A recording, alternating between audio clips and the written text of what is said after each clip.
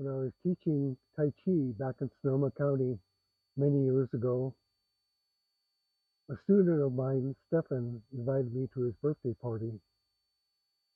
Since I knew Stefan through teaching Tai Chi along with all the other students, I expected that I would see some students at the party. When I got there, I didn't know anybody. Watching Stefan relate to his friends from other venues, I came up with the idea that we're like a wheel and we're the hub. And we have these different activities which are like the spokes of the wheel.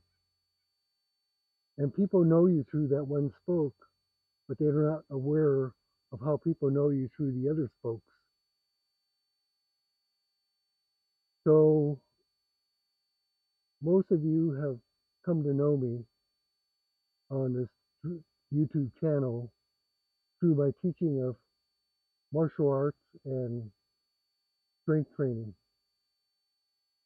but you don't know my other spokes. And so in this video presentation, what I'm going to try to do is expose you to my other spokes or my other personas. I tend to be like a chameleon so that when in each of these spokes, I'm totally that person. When I was into shooting, Linda had a name for it. She called it my black boots period. Because when I hung out with the people from the gun club, they were like old timers, kind of country guys. I'd hang around and stood like them and had the black boots like they had on, and I took on that persona. And that's kind of how I tend to be. So you know me from my Kung Fu Persona, but this video will kind of tickle your understanding about my other personas.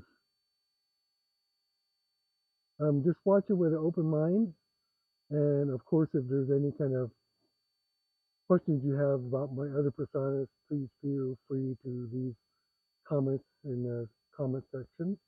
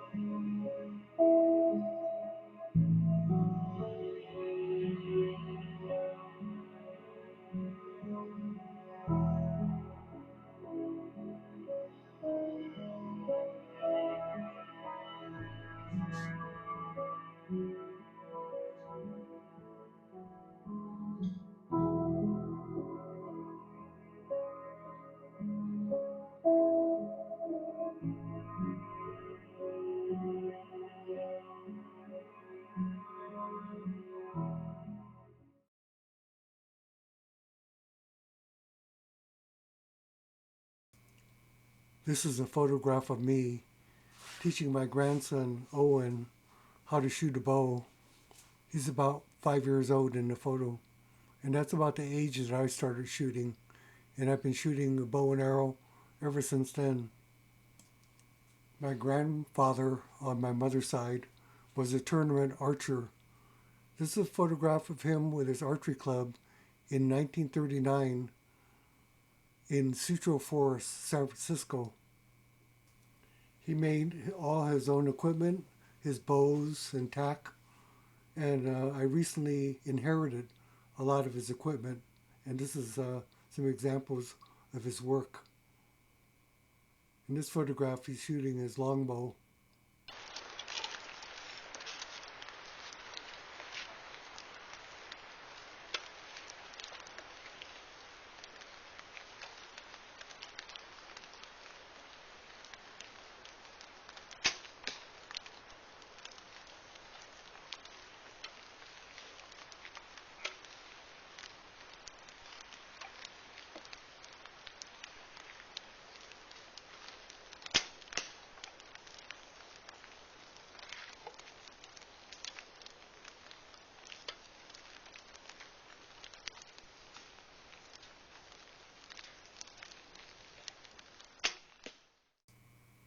I also make my own equipment as well. This is a quiver that I made with a Chinese design and tooled leather. I made the arrows as well. This is a quiver I made for a friend that has more of a Celtic design. I also made these risers. The riser is the center section of a three-piece bow, and I designed different risers and crafted them out of wood.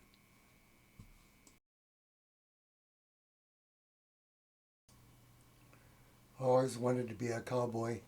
Maybe just from watching all the westerns as I grew up. This is a photograph of me at age 4 that we took in a professional photography studio, all dressed up in a western outfit. My father had a horse when he worked in the fields in Sacramento. This is a photo of him on his horse, Mei Ling, which was a Tennessee Walker. He always had his photograph underneath the glass on his desk, and I would always look at that photograph and admire my father for having a horse. In 1991, when we finally moved up to Cobb, I was able to get my first horse.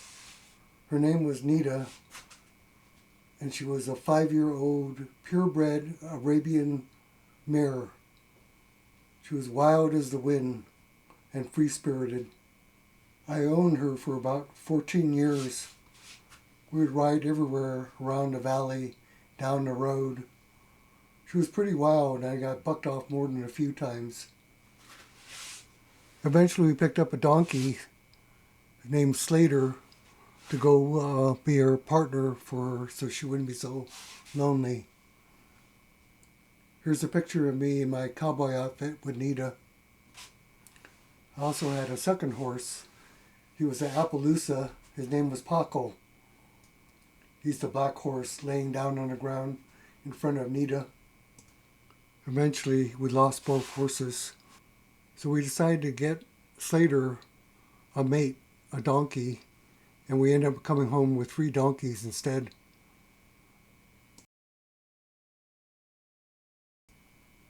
Over time, we lost 3 of the donkeys for various reasons, and now Adam is the only donkey left.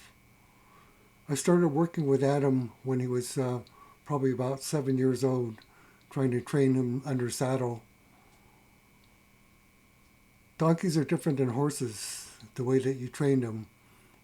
They like to think about things, and so you have to convince them that what you want them to do is what they need to do. So it takes a while to train a donkey.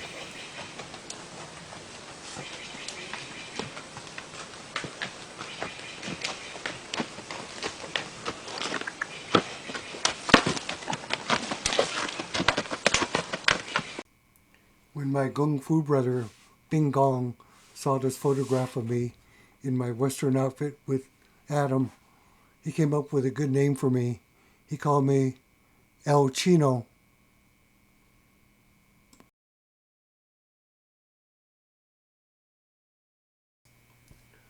I found that I had a natural knack with plants and landscaping.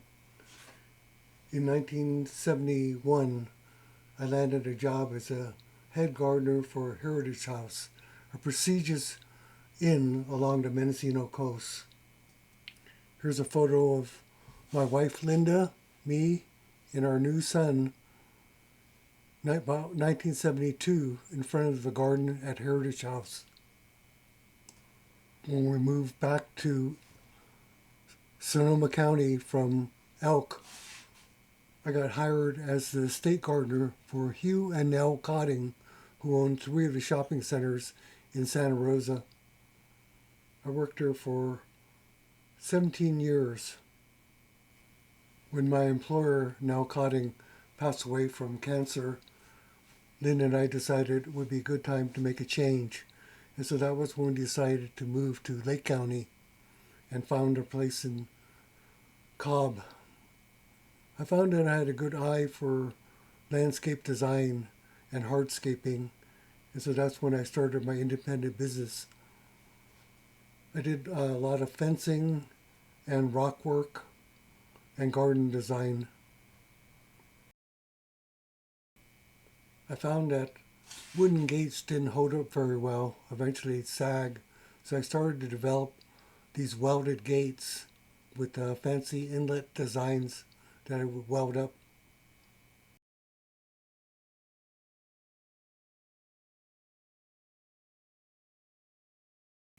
This is the before photo of what the front garden looked like for these customers when I arrived. And this is what it looked like after I designed the layout.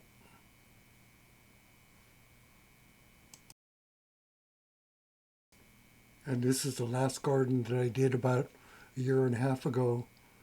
It was for my sister-in-law, and I installed this as a memorial garden for my brother who passed away from cancer.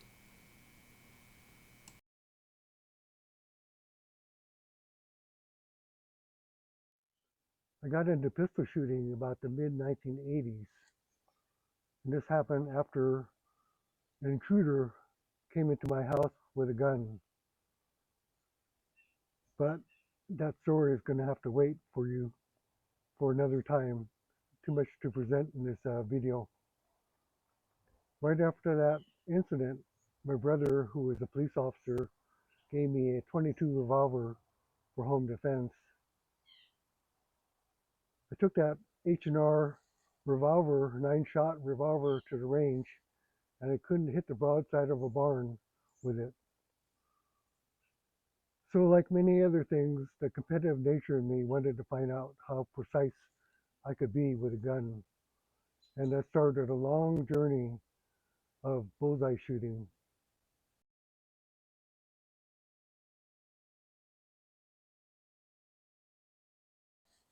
Bullseye shooting, now known as precision pistol, goes back to the days of the military where they did one-hand shooting.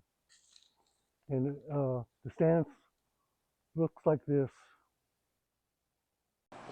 Ready on the right. Ready on the left. Ready on the firing line.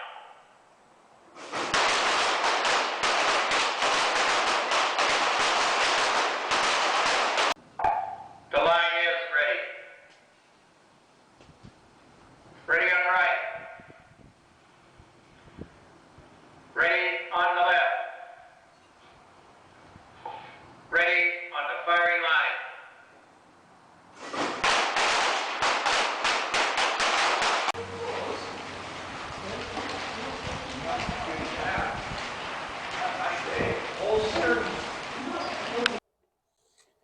And this is that first target gun that I bought. It's a high standard military model, and this is the Supermatic Trophy version.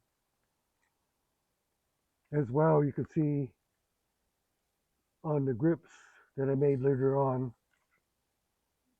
that got me into making the pistol grips that you'll see later in this presentation.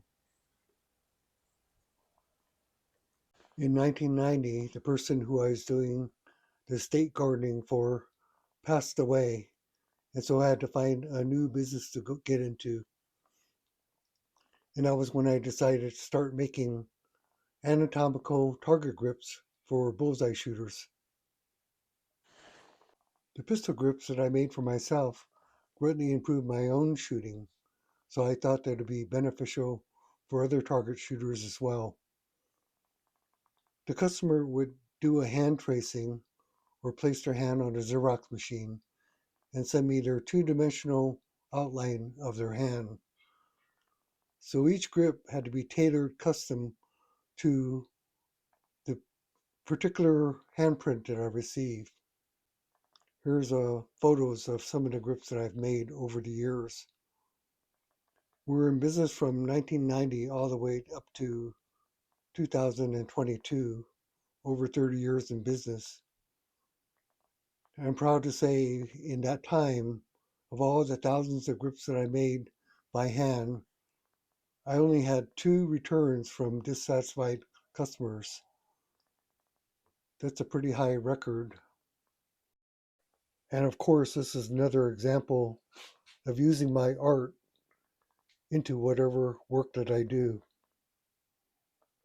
I'm probably more well known as a custom grip maker in the bullseye shooting world than I am known as a Sifu in the martial arts world. All the grips that I have made will continue to be a legacy of my work long after I've passed.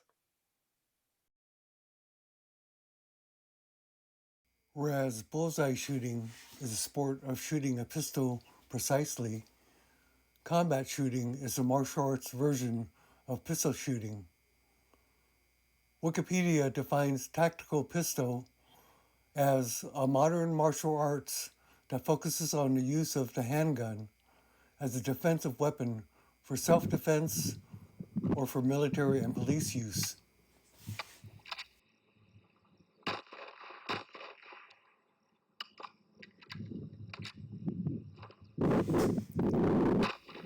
One day I met a guy on archery forums on the internet.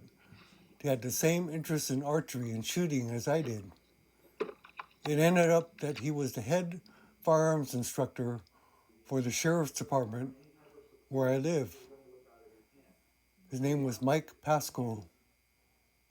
We became good friends, and this began my foray into the world of tactical pistol shooting. Years later, when he became the head firearms instructor for the Department of Fish and Wildlife, he was named as the top instructor in the state of California. That rear notch. So you have equal light, equal height. Mike had this saying that he would post on the white erase chalkboard, "A master only does the basics better," emphasizing that there are no tricks, just the basics. I always loved this saying.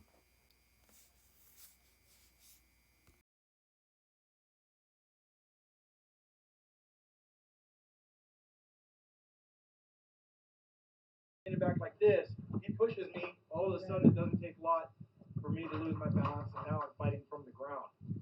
As opposed to if I come out here and he's close range, I strike, I'm here, and I bring the gun up level, and I'm shooting parallel rather than trying to hit shots low and exit through the shoulder blade. I'm just putting shots straight through his sternum. I've still got my good center of balance, my good gravity until he pushes me. Right now, I can resist that slightly, a little bit more than just being pushed over on the side. Okay, so when you strike an adversary, you want to drive your hand through their face like you want to rip their head off with the palm of your hand. You're making them react to you. Then I'll engage, back up, and I'll re-engage again. If the thoracic cavity shots aren't working, I'll engage the head. Okay, so I'm up here, strike. Didn't work, head shot.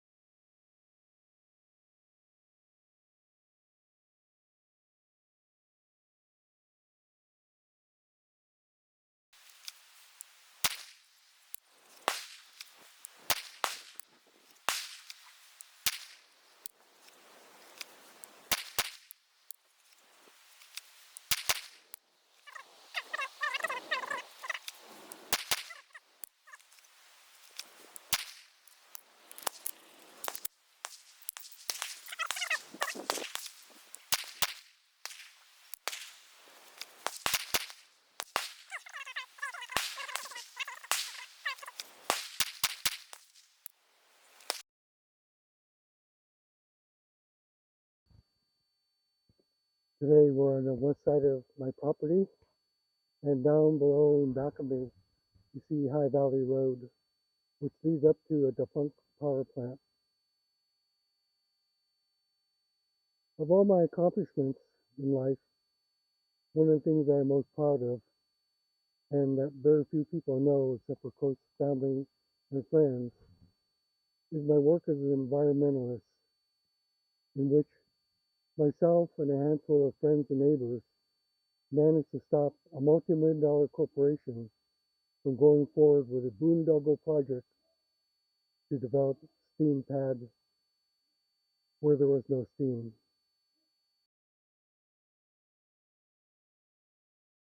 Power with minimal environmental impact. That's totally unacceptable.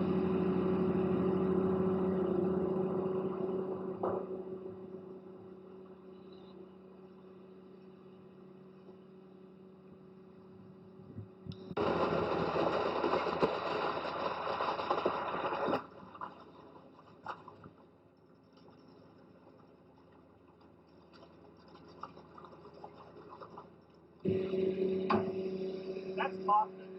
You can't tell me it's plain. You know, it's tested. I'll tell you what my boss told me. Well, He told I me don't to care ask what- you guys to leave. Okay? Who's your boss? The next step is I call the sheriff. Okay, call the sheriff. I'll wait here for the sheriff. Start heading out. No. Just looking at what's going on. Yeah. Someone from my And who are you? You work for the power plant? You work for Ron Zeus? No, I don't work for Ron Zeus. And who are you?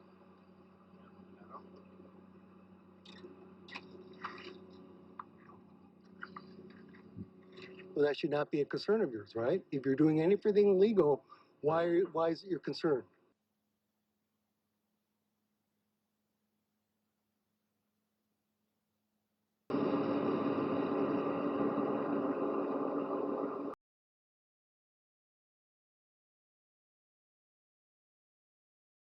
So in August of 2008, we contacted the county compliance department. They sent up Ron Yoder, who said that he couldn't find anything wrong. No complaint found was what he filed back at the office. He gave David Coleman a copy of the use permit, saying that if we could find anything wrong, photograph it, document it, and let him know. The following are a series of photographs we took over the next few months, documenting the noncompliance that we saw up at Bottle Rock.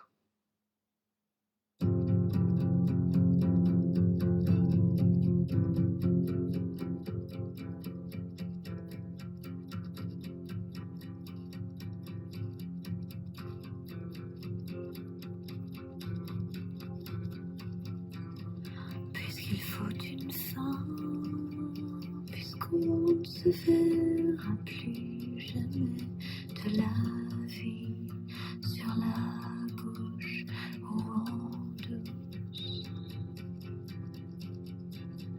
Puisque même à rien, puisque tu as trop peur que je ne vois plus mes pieds dans quel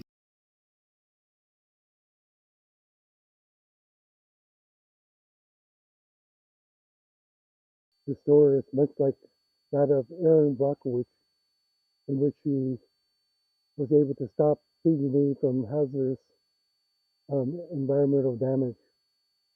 And it really demands to be told one of these days. And probably sometime in the future, I'll just do a film on it.